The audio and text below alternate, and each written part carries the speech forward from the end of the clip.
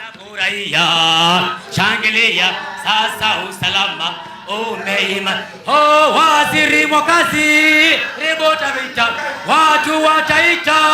Unafurahia, umekuja kufungua kituo cha polisi kwetu.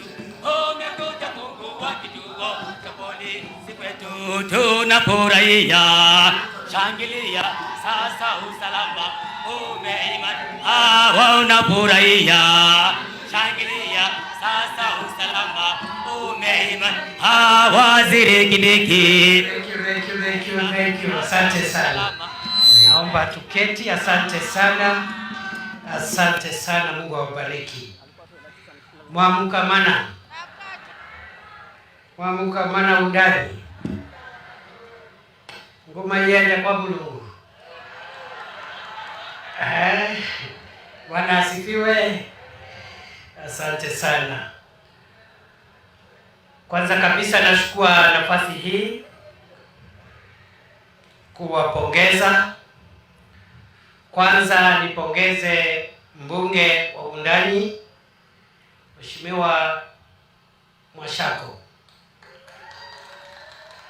kwa kazi nzuri ambayo amefanya katika kuwekeza